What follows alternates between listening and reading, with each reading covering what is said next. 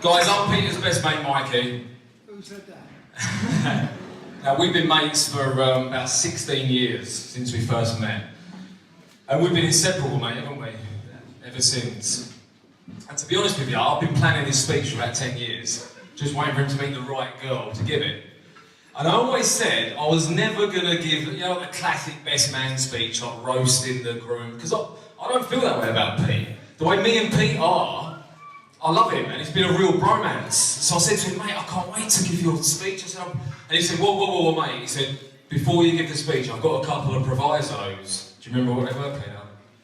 Do you want to say them, or should I say them? So he said to me, proviso number 1, he said, no mentioning other girls. I said, what, nothing? I said, Pete, what's the best man speech without a leg or a bum or a mammary gland?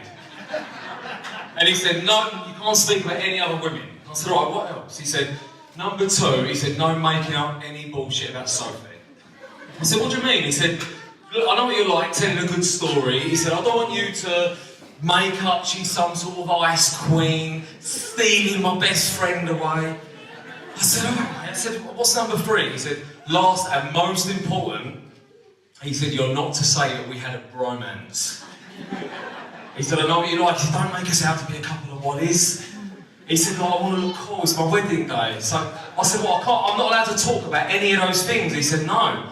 So I started thinking, and I thought, well, like, I'm an actor in a theatre, so I want to somehow use my theatre experience in this. And then it dawned to me. So Peter, I promise you, mate, I will not speak about any of those things. But what I did do was write a play about all of those things.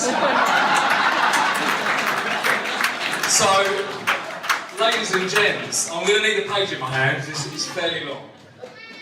But ladies and gents, I now want to read you a play, which is entitled The Unfolding Saga of Best Friends Peter and Mikey, and the Best Friends Stealer, the Dastardly Sophie Limberti. So guys, here we go. Act 1, Scene 1, which I've entitled A Chance Encounter. One fine day in 2002, my life changed forever when I first met you. I was brought to your house by a mutual friend, and from that first day, we could not pretend it was love at first sight, and try as we might to deny our bromance. We knew right then and there was no romance with a girl that could match this friendship that's building. We spoke of clothes, hair, women, everything. Inside of an hour, we were both in a daze. I never went home, I stayed for 3 days, remember that? In this short time, you popped the big question. If I'll be your new housemate, what a glorious suggestion. It led to 10 years of wonderful memories. Boozy, pool parties, bikinis, and mammaries. So I'm in there. I got it in. So here's a small glimpse of what did transpire. I hope it will entertain and inspire. Act 1, Scene 2. The bromance.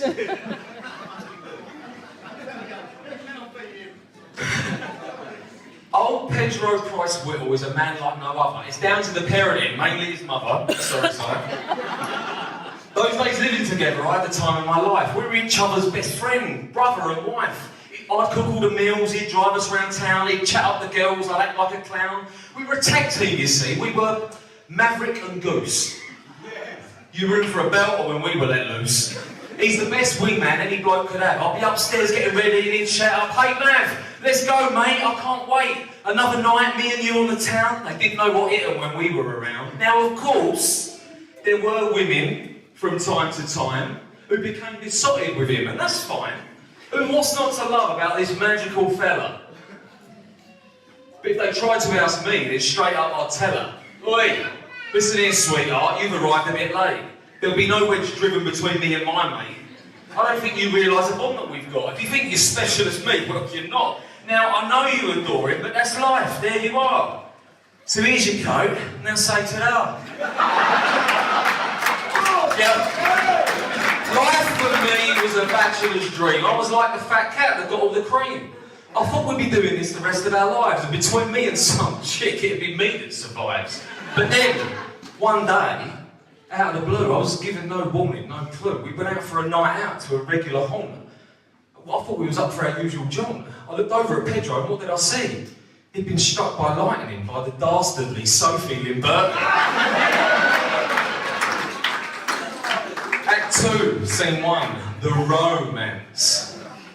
Frozen on a dance floor, I said, Pedro, snap out of it, we're supposed to be cool, you're acting like a tit.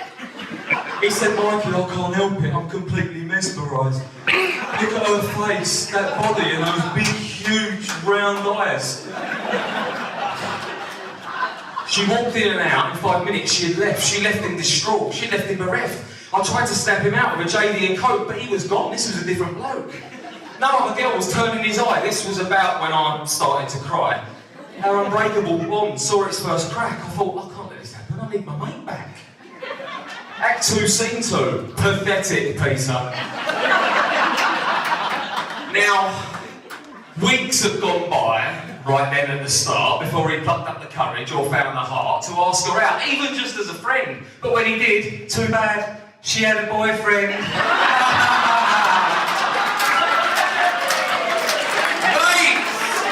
Great, I thought, I could get back my mate. He's been like this for weeks, and I was starting to hate this hot blonde seductress with her perfect white teeth. Do me a favour, just go and marry Keith. Just want to point out she was never involved with a man called Keith. Just did that for the rhyming purpose. But lo and behold, to Pedro's amazement, she'd only broken off her past engagement. The last bloke was out. She was young, free and single. Now with my best bud, she wanted to mingle. He'd asked her out. She'd said, let's go. Were we still a tag team? Now I don't know.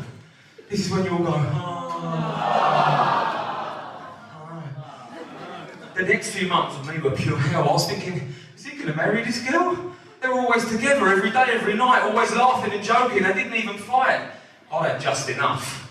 It was time I got smart. I'd annihilate her if she wanted to start. I needed to plan her woeful demise.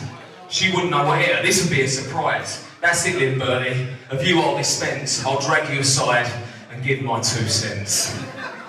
Act 3, Scene 1.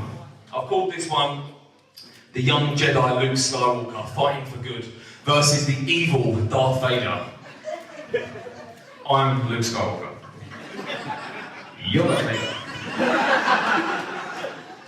Not much time later, we were alone one day and I pulled her aside and started to say, now listen here, Lynn Bertie, I've got things need saying. You keep on giving my mate and you're going to start paying. You turned him all soft, all lovey and gentle. If you think I'm standing for this, then you're mental. I want my mate back so we can go out and play, but you've decided to take him away. He just wants to stay in and eat the food that you make. I want to go out, throw some shapes.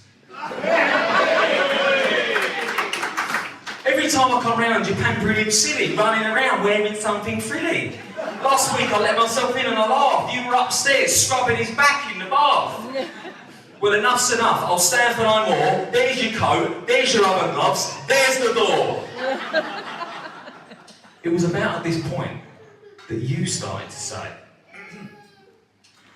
excuse me, Mikey, pardon me if I may. I'm sorry you're hurt and you think I'm stealing your best friend, but here's how I'm feeling. I love him, Mikey, more than anything. He's my soulmate, that's why I'm wearing this ring. In a million years I didn't suppose it'd be so soon that he would propose. Calm down, Mikey. You're the first to know. We want you to be a part of this, to help our love grow. I can't be a part of this.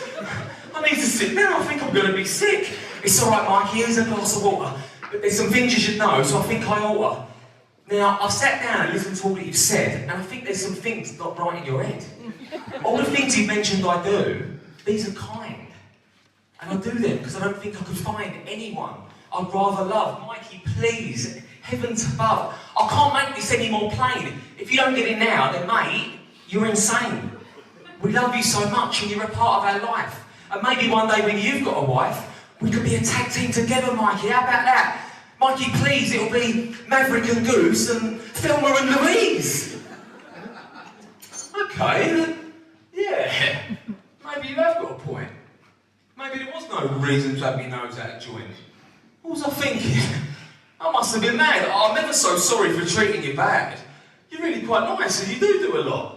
I was just upset so because I haven't got a girl like you to do things for me, to pamper me silly and make me mighty. In fact, come to think of it, you're amazing. Now I see why people always dating.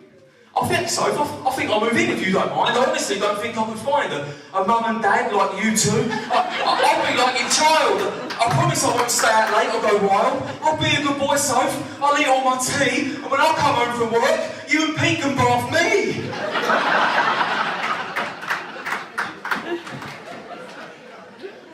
Act 3, Scene 2. All's well that ends well.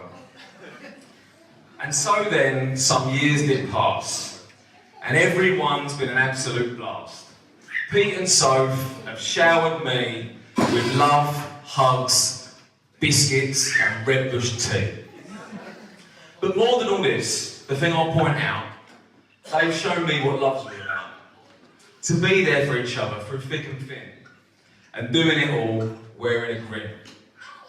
To be waiting there when they've had a long day, ready to take all the stress away.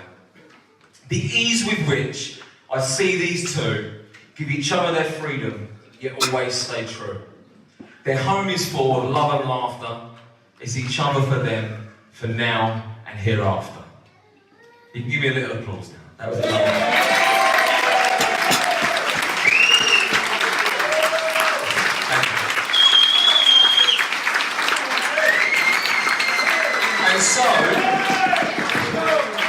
And so, for me, life was complete. There was now no girl with whom I had to compete. Until one day, I walked through the door. There was Pete laid out on the floor. And then from upstairs I could hear Sophie jumping up and down with glee. Pete came to her and said, "Let me explain." I'm pregnant, Sophie exclaimed. I said, "How can this be?" Pete said, "Shall I explain?" I said, "It's okay, mate. I understand that bit. Thanks. But we all thought you was firing blanks."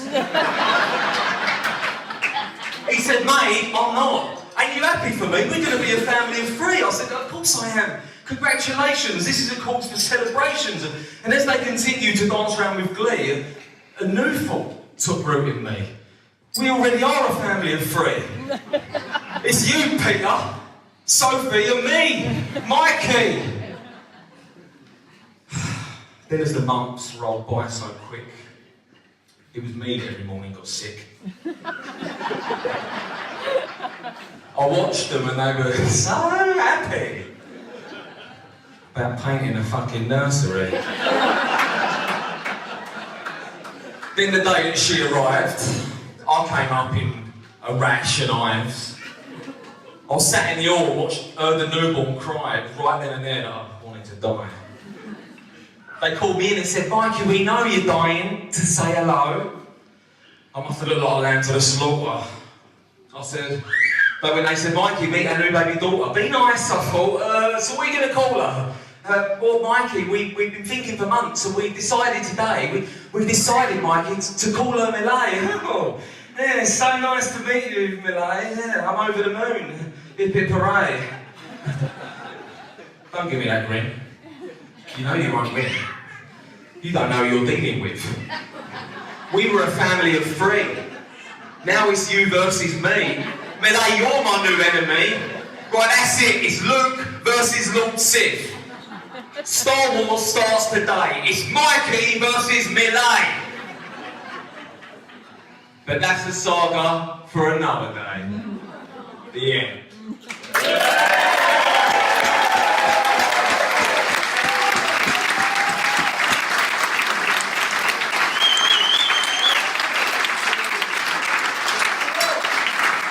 Those of you that know me well can testify I never let the truth get in the way of a good story. Isn't that right, boys? So I can't say that was 100% factually accurate because I do love these 2 girls, and this one is like I love my own little daughter. And mate, I just want to say, you know, I'm moving to America for long term anyway, in a couple of weeks' time. And I couldn't think of anyone I'd rather have my best bud with than in the hands of these 2 beautiful angels. So I love you, brother.